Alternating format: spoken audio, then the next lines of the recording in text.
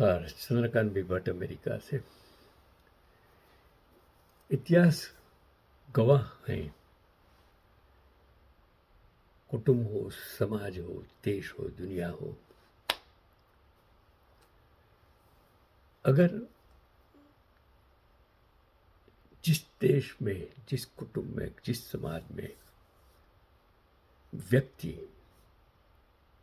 ईमानदार हो, कुटुंब प्रेमी, समाज प्रेमी, देश प्रेमी हो, देशदार हो, तो शायद इस दुनिया में न तो कुटुंब बर्बाद होता है, न तो समाज बना, न तो संस्था बर्बाद होती है, न तो देश बर्बाद होता है।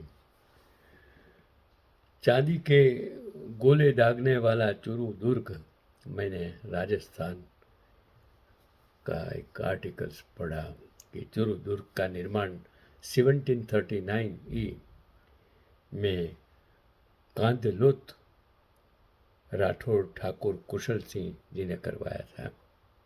वो वक्त था, वो जमाना था। किले, दुर्ग, महल, राजमहल और 562 राजा,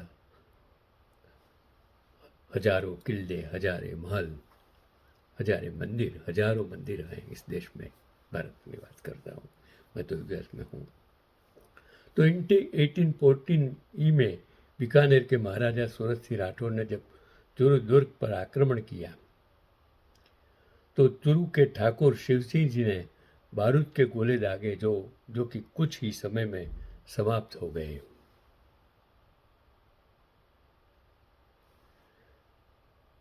समझिए कि ठाकुर शिव सिंह जी ने बारूद के गोले समाप्त होने के बाद चूरू के मान की रक्षा के लिए चांदी के गोले दागने का आदेश दिया। चांदी के गोले दागने का आदेश दिया, सोचिए। और चूरू के ठाकुर की ऐसी खुददारी देखकर महाराजा सूरत सिंह को गहरा उठाना पड़ा। ये भी एक इतिहास है, और वो भी इतिहास जिसमें इंसान क्या कर सकता है अपने देश, संस्था, समाज, कुटुंब को बचाने के लिए। अगर सत्ता मिलती है, आज 3 दशक गुजरात में है जिन्होंने आज़ादी के लिए कुछ नहीं किया है, जिन पक्ष ने, जिस इंसान ने, जिनके कुटुंब ने न तो कोई उसके पास बिजनेस, जॉब, नौकरी की हो, न तो कोई कारखाना हो, पढ़ाई का कुछ ठिकाना ना हो, ऐसे लोग जो आज़ादी के बाद पैदा हुए हैं, वो जब उन लोगों को बदनाम करते हैं और एक दशक से भारत की सत्ता में हैं, क्या कर रहे हैं, मैं उसकी बात छोड़ देता हूँ। मैं एक ऐसी बात करता हूँ कि श्रीलंका एक खुशहाल देश हुआ था। वो रावण का एक देश था उस टाइम। राम ने उसको मार दिया। उसके बाद की मैं बात करता हूँ कि लंका समुद्र से उभरा हुआ पहाड़ है, जो इस पर धान्य फसलें कम होती हैं। चाय, मसाले, रबर और तमाम हार्टिकल्चर की फसल ही उसकी इकोनॉमी है।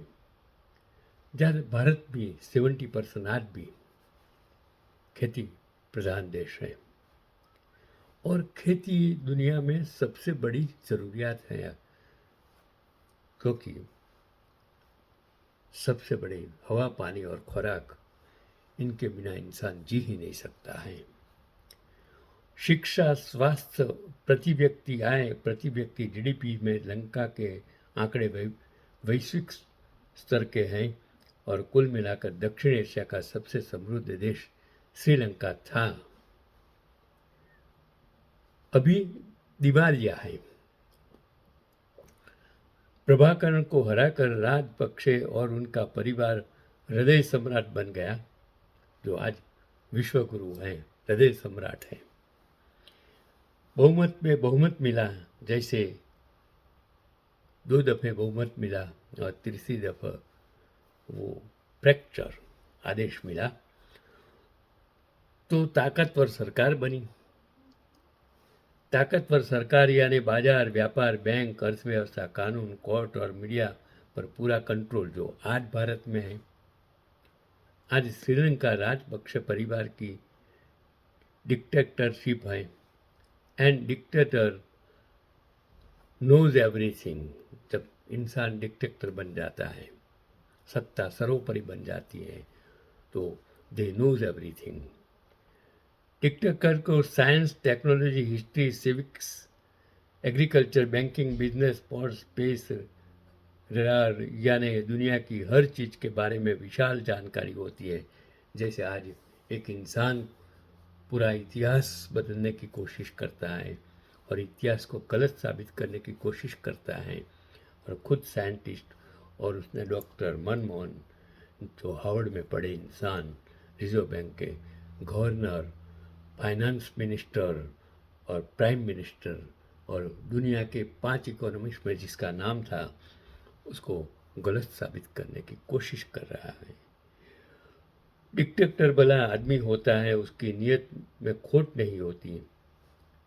तो राष्ट्रपति गोटाबाया राजपक्ष ने निर्णय किया, देश विश्वगुरु बनेगा।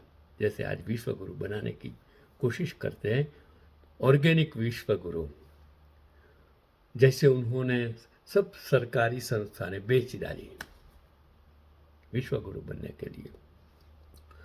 तो एक दिन राष्ट्रपति महोदय ने घोषणा कर दी, आज से देश में फर्टिलाइजर बैन, कीटनाशक बैन, किसी तरह का केमिकल हमारे देश में उपयोग नहीं होगा, जो करेगा उसे सजा मिलेगी, और देश रातों रात ऑर्गेनिक हो गया। राष्ट्रपति महोदय का विश्व में डंका बनने लगा। यूएन ने तारीफ की, लेकिन वैज्ञानिकों ने नहीं, कहा इससे श्रीलंका की कृषि तबाह हो जाएगी, जैसे डॉक्टर अमर्त्य सेन ने कहा था। आज अमर्त्य सेन का कोई मानने वाला नहीं है। तो श्रीलंका के डिक्टेटर ने अनसुना कर दिया। मजबूत इरादे और साफ नीयत से किया गया काम तो हमेशा सफल होता है। मित्रों, आप जानते हो, भाइयों और बहनों, आप जानते हो, पेट्रोल का भाव 50 हो जाएगा, डॉलर का भाव 50 रुपये हो जाएगा, ऐसा वो बाबा रामदेव ने कहा था।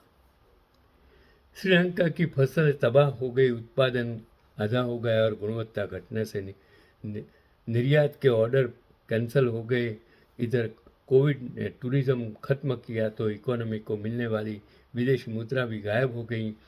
विदेशी मुद्रा नहीं तो खाने पीने की वस्तुओं का आयात संभव न हुआ और भूखमरी छाने लगी। तो राष्ट्रपति महोदय ने सेना के एक जनरल को ड्यूटी पर लगाया। वो घूम घूम कर व्यापारियों को गोदाम में छापे मारने लगे, जैसे आज ईडी और सीबीआई का उपयोग हो रहा है भारत में। इससे हालात नहीं सुधरे। कुछ लोगों ने आलोचना लिखी तो जेल में भर दिए गए। जो लोग कीड़े लगी सब्जियों और मसालों को लेकर प्रदर्शन कर रहे थे, उन पर मुकदमे लाद दिए गए। कृषि मंत्री ने खेती के आंकड़े जारी करना बंद कर दिया और सबको जल्दी बायो पेस्टिसाइड्स और बायो फर्टिलाइजर उपलब्ध कराने का वादा करने लगे, जो कहाँ से आएगा कभी तक पता नहीं चल पाया है। फिलहाल श्रीलंका की इकोनॉमी कोलैप्स होने की स्थिति में थी। श्रीलंकन मुद्रा को कोई हाथ नहीं लगा रहा था। आयात के लिए पैसे नहीं थे, जरूरी चीज़ों का अभाव था, राशनिंग और कोटा निर्धारित किए जा रहे थे। अच्छे खासे देश की बाट लग चुकी थी। हाल में कर्ज न घटा पाने के कारण उनका एम्बन टोटा बंदरगाह 99 साल की लीज पर चीन के हवाले कर देना पड़ा। अब और कर्ज लिया जा रहा था। राजपक्षे एक ही रट लगाए हैं, मैं देश नहीं बिकने दूंगा, जो अटल बिहारी वाजपेयी कहते थे। पर देश को लीज पर देने के बारे में उनके विचार सकारात्मक प्रतीत होते थे। शहरनुमा, ईमानदार, लोकप्रिय, सर्वज्ञानी डिक्टेटर सारी इकोनॉमी अकेले पर चल चुका था, क्योंकि शेर अकेले चलता है और चरता भी है। 56 इंच की छाती वाला इंसान अकेले चलता है और चरता भी है। फिर एक दिन श्रीलंका की जनता का धैर्य जवाब दे गया।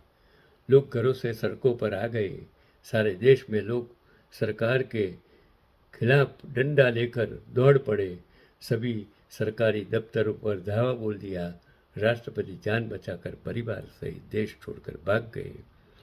इस तरह लोगों ने खुद को बचाया और आज की श्रीलंका की सरकार, देश, लोग पटरी पर आता दिख रहा है। जो नेपाल में हुआ, शायद भारत की 140 करोड़ की प्रजा को आज जागना पड़ेगा।